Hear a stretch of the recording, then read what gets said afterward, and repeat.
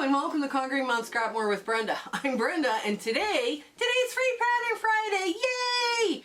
And before we get into the sewing, I want to introduce somebody to you.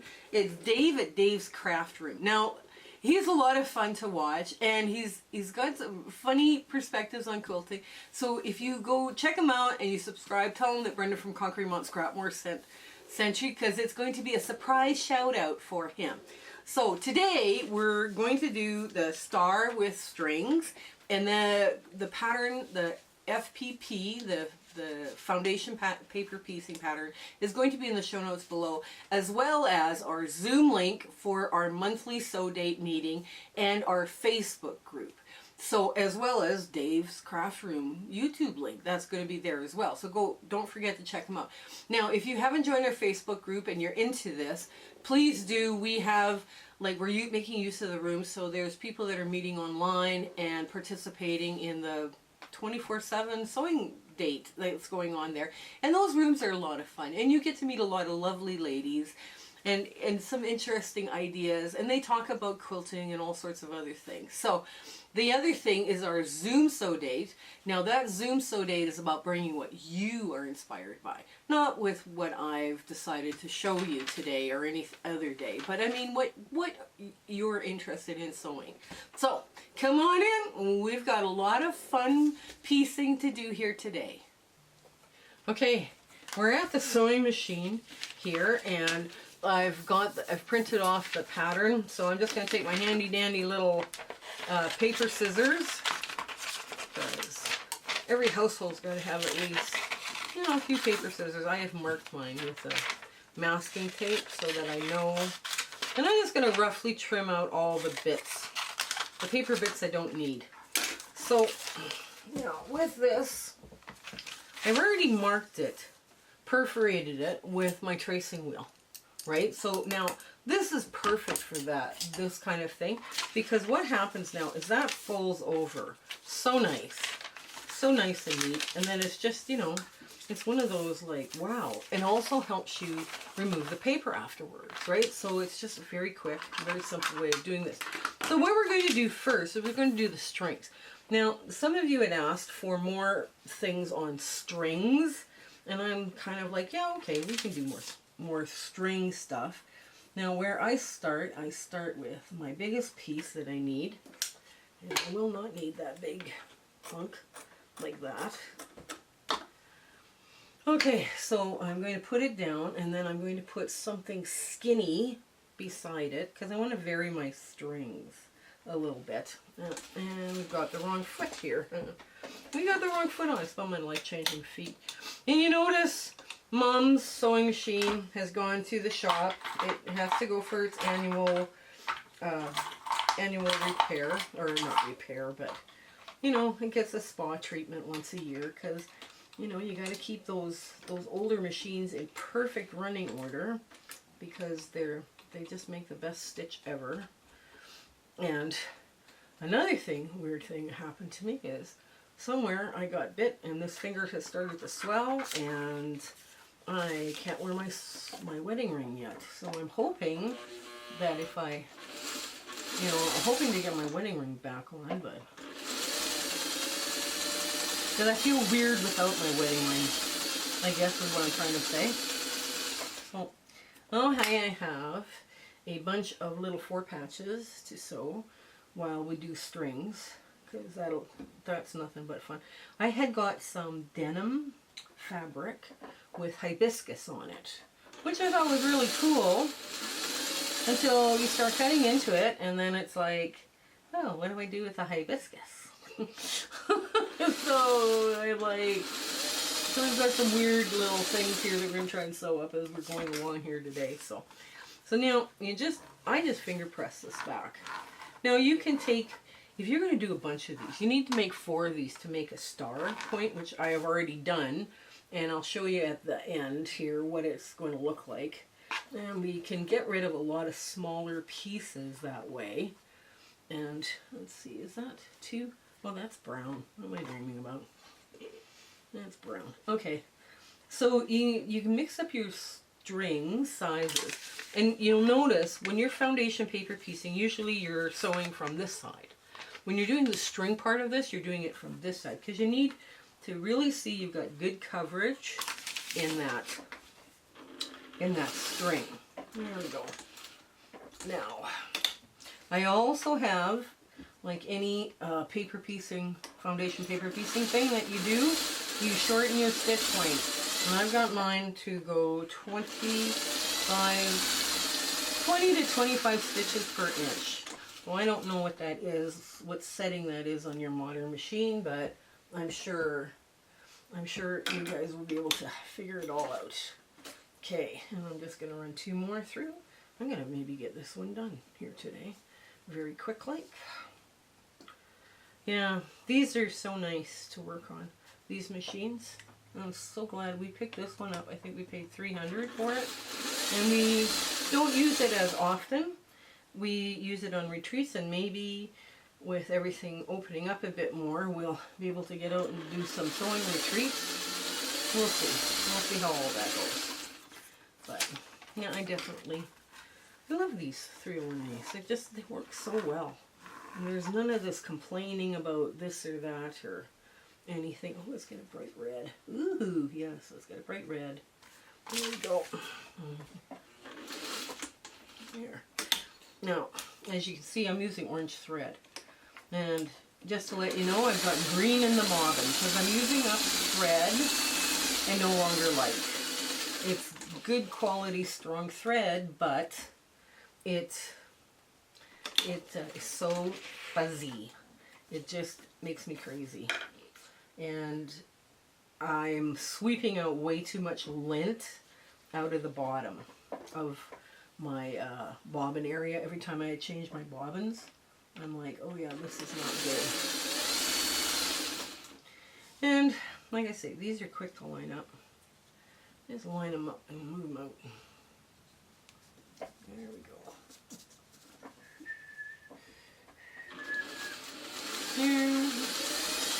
Yeah. So we've done some speaking engagements, which is really kind of neat. Interesting way of meeting people, and I always ask if I can stay for the show and tell on these guild meetings. I think they might think I'm a little weird, but that's okay. I love show and tells. Show and tells are actually probably the best part of guild meetings, you know, because you get to see what all the other members, people are working on and what's inspired them, and it's just, you know, it's so much fun. And I'm getting some positive feedback, and it's helping me do my, you know, presentation skills. I am, like I say, I'm trying to help out these cool guilds because so many of them are running into problems with memberships, and some of them are having a hard time getting back up and running after the pandemic. So, you know, we do what we can to help out, and I think it's important, you know, that we try our best to help out. We need more people helping out right now, I think, you know. So, and this way too, it doesn't cost me anything, it doesn't cost them anything, because I'll do it on Zoom, you know, and I, like I say, I'm not trying to make money at this. I'm doing it more for teaching purposes, I guess, is what I'm looking at. I'm going to find something a little more, ooh, this is bright. Oh, that's bright, it's too big. Ugh. Let's, you know, when you're doing piecing like this, it's all about what color works best and does it fit. This fits. This is perfect. I'll leave that in. And you can get rid of a lot of tiny piecing this way, too. You're not sitting there, wow. There, okay, there. You're not trying to work your way through a mountain of small stuff. Now, in the star I made, because you do 4 of these. I'm only going to show you how to do 1, right? Because I didn't want you guys like, oh my gosh, she's going to do all 4 of them. Because doing all 4, I mean, foundation paper piecing does take time, right? I mean, that's the reality of foundation paper piecing. You no matter what you do, it's going to take time, right? So you might as well enjoy it, I guess, is, you know, what I'm trying to say. There we go. And cut that off, push that forward.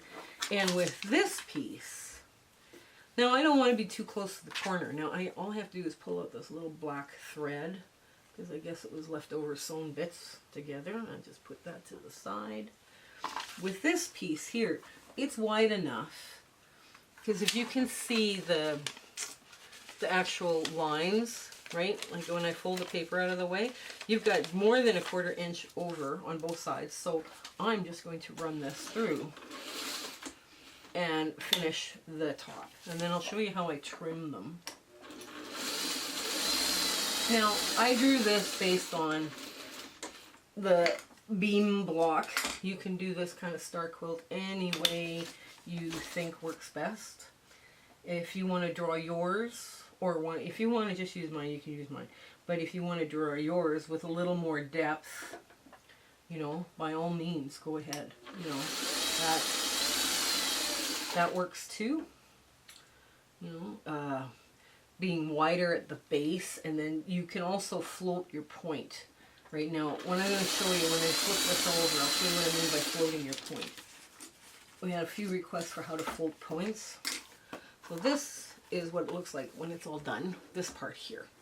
Now, if you want to draw one and change it and make this out wider to use up your smaller bits, that's fine, right? Because you're going to do foundation paper piecing. Just bring them out equally, so all of these points, when you put it in a star, all of them will match up. So if you decide to move it up 1 1/4 inches, move them both up on 1 1/4 inches that way, draw your point to your point, and then they'll all match as they go around. Now, floating your point means you don't draw this point right at the corner where your seam allowance is. You pull it back like 1/2 inch or 3/4 inch or whatever. Like you decide where on your diagram, your drawing diagram, your drafting paper, how far you want that float that point. Now what that does is it reduces bulk in the corner.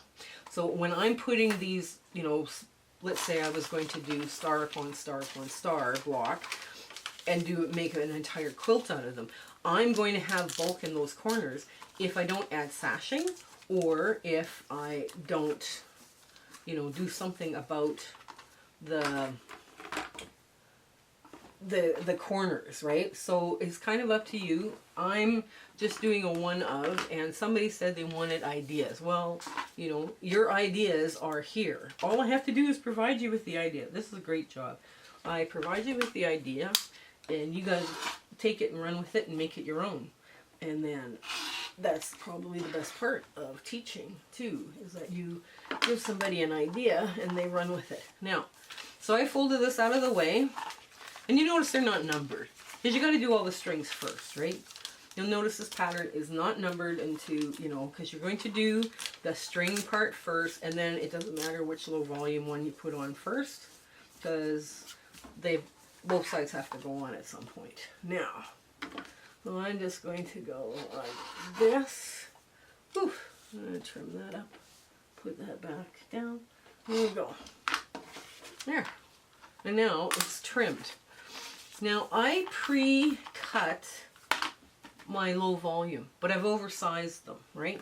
So what's going to happen is that low volume is going to go like this and like this, right? So I create, and this is going to be squared off, right? So it doesn't matter which way you sew them on, really. I mean, you kind of have to, you know, this is where your seam allowance is that's been marked with that tracing wheel. So I just move it so I've got like 1/2 inch sticking out and a good 1/2 inch sticking out. And then I flip it all over and I get it started. And I make sure it's started. Yes, it's started and it didn't flip on me. And then I make sure everything's nicely lined up. And then I just run along that line just like you would with any foundation paper piece project that you're working on. That's exactly how simple this one is.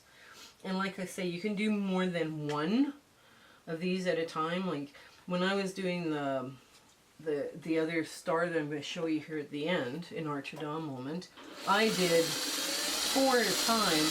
But if you're going to make, you know, a quilt that say you need you know, 20 blocks. Well, 20 blocks of 12.5 inches, right? Like a 4x5 layout. You know, you need 20 times 4, so you could do all 80 at once, or you could just, you know, however you want to do this, right? You can do it. Right now, we're going to put the other side on, and like I say, I just, like 1/2 inch of this overhang, that's good. That's all I need. And then I flip this over, and I run this through the other way. And make sure everything's still lined up perfect. Yes, it is. And we just go down.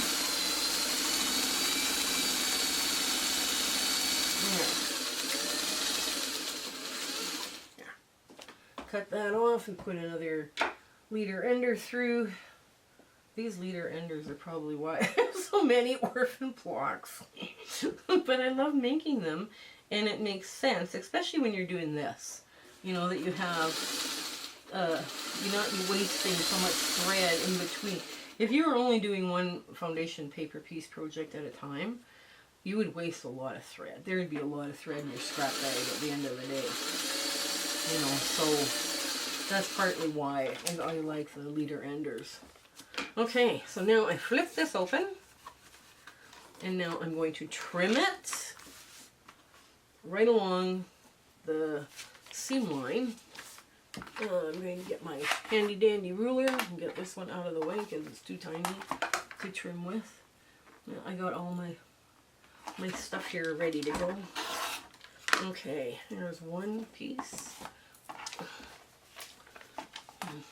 And, oops. I should probably be trimming these standing up, but it's like I'm in a little nest here right now. With camera lights and all this stuff, right? So, yeah, I know.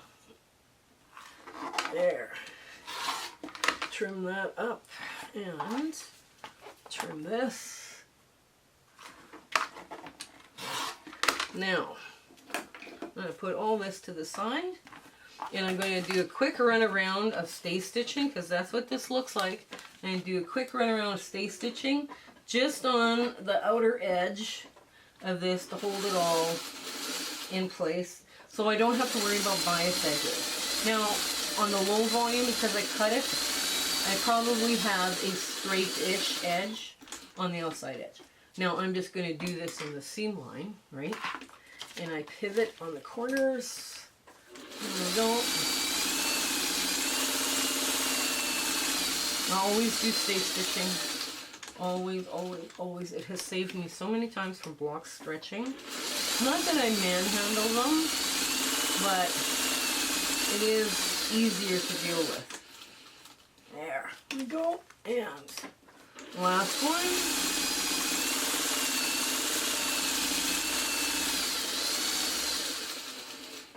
And now we go to our big ta-da moment. Now when you're doing these, just before we hit our ta-da moment, you make 4 of them and then you sew them together just like a 4-patch. They come out beautiful every time, and they're very eclectic and wonderful. So we'll see you at the ta-da moment. Okay, so this is my cute little beam blocks, or the string block that I've made. And basically, you can see it's a beam or a kite shape. I'm not sure. There's a discussion as to whether it's a kite or it's a beam. You know, it's this shape, right? And you saw me make it just out of a bunch of red strings. Now I have a handful of short red strings. I should probably make a few of these, but you know, with all my free time, maybe, you know, who knows. So this, you need 4 of them to make this star. Now this is the star I made with all my warm tones. So I pulled out my oranges, my pinks, my yellows, and my reds, because I wanted something to go really striking with this fabric here, because it's got a little bit of pink and a little bit of red and a little bit of orange and a little bit of yellow. So I thought, well, we'll have a fun block doing this. Now, this will finish at 12 inches in the quilt, unfinished at 12.5. And it's a really cute little project. Now, if you want to draw your own and make the base wider, by all means, go ahead. This really does scrap bust your smaller strings, so I was quite impressed how quickly I was able to make just these 4 and just throw them together into a block. And it is a standard size, like a 12.5 unfinished is a standard size block. So I do hope you try this. Anyways, remember, share, like, and subscribe if you're seeing anything that you like here. So you guys take care, and until we meet again, okay, bye. My husband and I would love to thank you for all of the amazing people that we have met along this crazy YouTube adventure that we've been having.